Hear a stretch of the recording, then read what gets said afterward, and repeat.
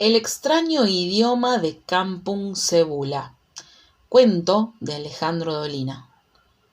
Del libro del fantasma.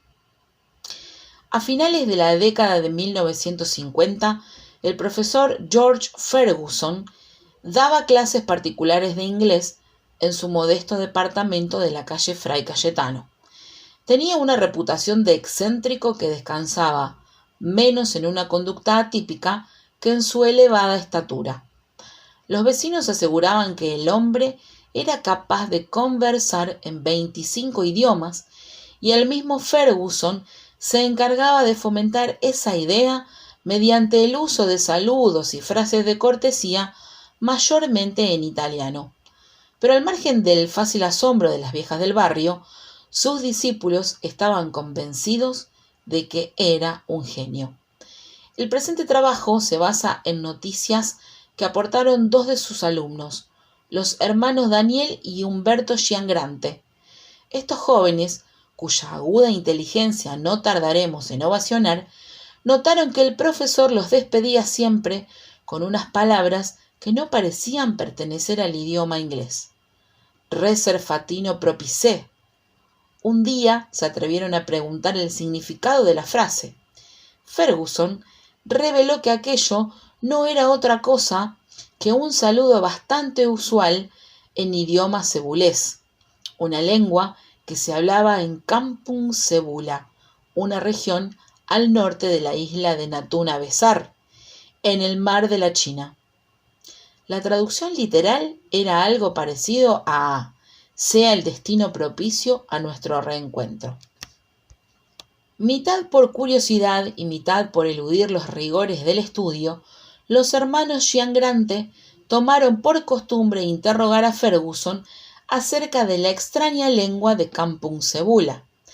El profesor no se negaba jamás y se entusiasmaba contando su juventud en aquellas regiones e ilustrando los episodios con explicaciones filológicas que se prolongaban muchas veces hasta el final de la clase.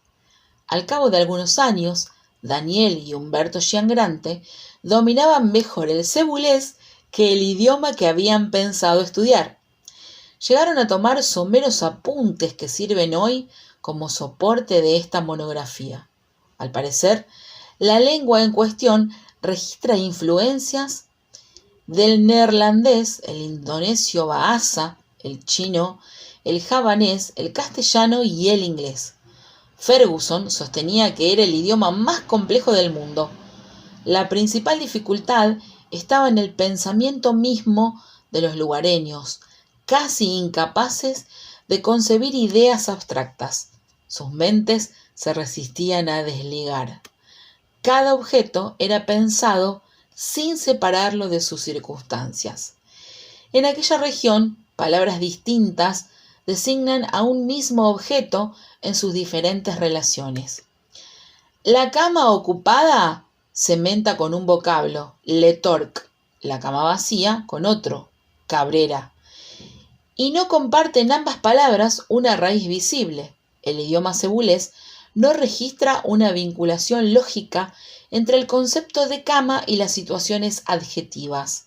Sin embargo, la concurrencia de dos o más partes de la oración en una misma palabra es bastante frecuente en las lenguas más toscas.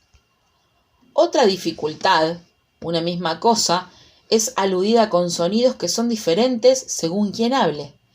Escuela es laborec para un niño, tus para un adulto, lemb, que es también recuerdo, para un viejo.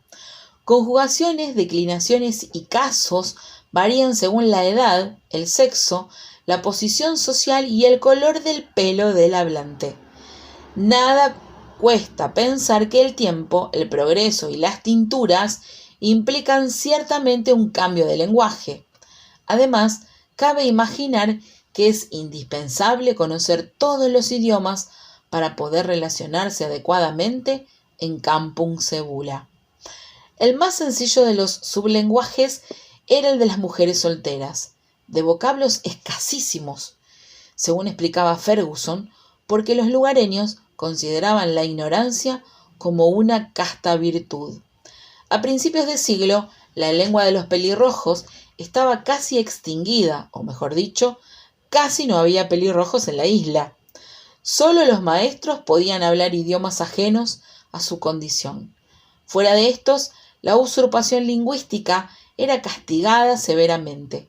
El profesor Ferguson reveló confidencialmente a los hermanos Giangrande que en ciertos cafetines de mala muerte existían hombres que hablaban el idioma de las mujeres.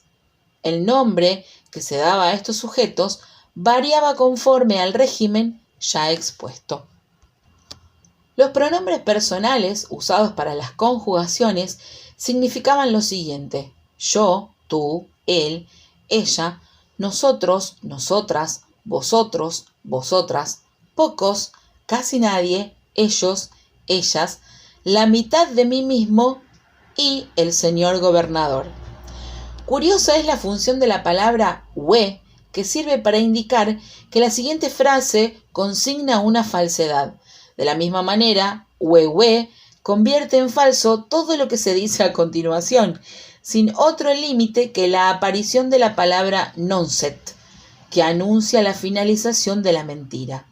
Los hermanos Giangrande preguntaron qué sucedía cuando el vocablo we se presentaba en medio de una frase ya declarada falsa por un we anterior. Ferguson se tomó un día para responder. Después declaró que el segundo we debía ser tomado como una promesa de veracidad y el tercero como un retorno a la mentira, de suerte que un número impar de advertencias era garantía de falsedad y un número par lo era de exactitud.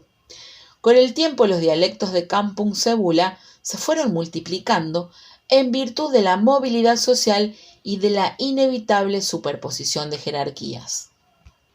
Un soltero puede ser también viejo y morocho. Algunos espíritus nacionalistas intentaron imponer una lengua general con el resultado de que se convirtiera ésta en una jerga más. Debe aclararse que la escritura cebulesa, como la china, posibilitaba por su carácter pictográfico el entendimiento entre personas de diferentes categorías. Casa era masón para el anciano, Cosmo para el niño, we para el vagabundo, pero siempre se escribía dibujando una casa. Ferguson sostenía que la ausencia de algunos vocablos en la lengua cebulesa obedecía a la dificultad existente para dibujarlos. Los hermanos Giangrande dudaron de esta afirmación. Los gestos no solo enfatizaban, sino que complementaban el sentido de la lengua hablada. La mano derecha apoyada en el hombro izquierdo indicaba el pretérito, la mano en la frente el subjuntivo, la mano extendida hacia adelante el futuro. La palabra cebulesa norm significa al mismo tiempo manco y mudo. El lenguaje poético estaba completamente separado del idioma cotidiano. Las palabras estaban destinadas a facilitar la rima. Todas terminaban en ero o ajo. Por lo demás, las metáforas ya venían hechas.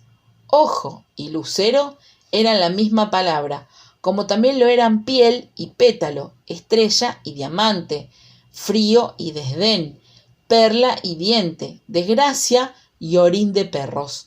Existía para cada frase un segundo sentido, perfectamente explícito, al que recurrían los poetas, o mejor dicho, los empleados que se encargaban de la poesía. El profesor George Ferguson murió en 1963.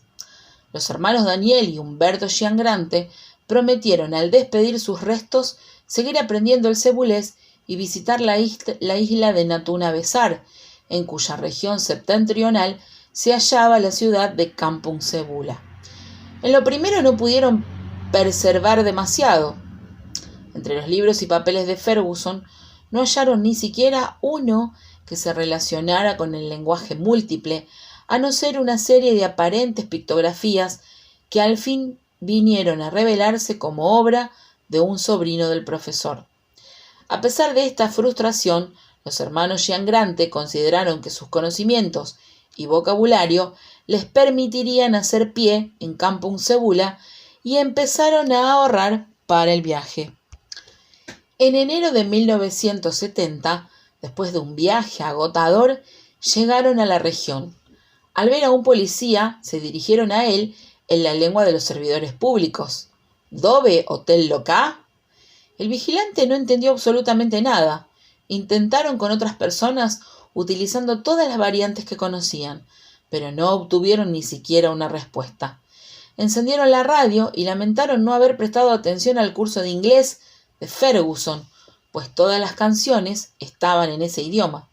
Buscaron algunos lugares que el profesor había evocado en las tardes de la calle Fray Cayetano, el salón If, donde atendían prostitutas filosóficas, la calle E-Link, en la que era obligatorio besarse, el bar Gambrinus, donde los mozos se suicidaban si el cliente no estaba satisfecho. Al ver que nadie comprendía el cebulés, los hermanos Giangrande dieron en pensar que tal vez la lengua se había ramificado hasta existir tantos idiomas como personas. Sin embargo, un marinero argentino les aseguró que allí se hablaba el indonesio o el inglés y que las palabras eran más o menos las mismas para todo el mundo. Los Giangrande sintieron crecer en su interior una ominosa sospecha. ¿Acaso el profesor Ferguson se había burlado de ellos? ¿Habían perdido su juventud estudiando un idioma inexistente, inventado por un borracho? Aclaración: el profesor Ferguson no tomaba. Las noticias sobre los hermanos llegaban apenas hasta aquí. Algunos dicen que fueron detenidos, vaya a saber por qué delito, y que están sepultados en un manicomio de Kampung Cebula, tratando de congraciarse con los enfermeros, hablándoles en el idioma de los trabajadores de la salud, que es el mismo de los locos.